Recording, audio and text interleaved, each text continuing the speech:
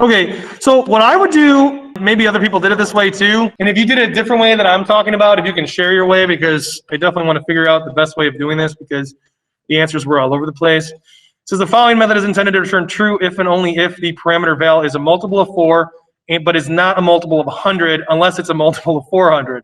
The method does not always work correctly. So what I would do is I would go through all of these right here and just output whether it's a true or a false for what the answer should be. And then I'm going to run each of them through that actual code. All right, based on how you define a leap year, should 19b100 be a true or a false? If and only if it's a divisible by 4 and is not a multiple of 100. Technically, isn't 1900 a multiple of 100?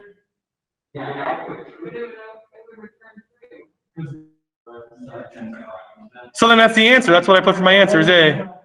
There you go. You just kind of proved my point there.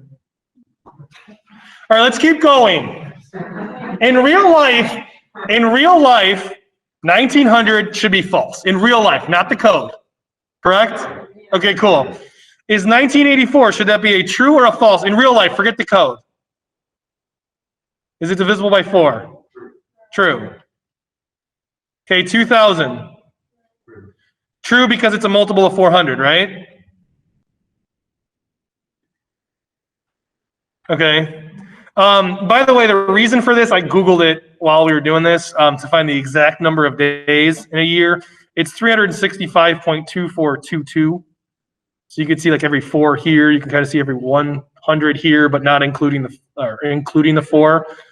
Is the reason why. Nobody cares. It's okay. Sorry. Just in case someone was curious about that. 2001 should be false. 2010 should be false. Okay, so now we're just going to go through this code and figure out which one of them would have a different value than this.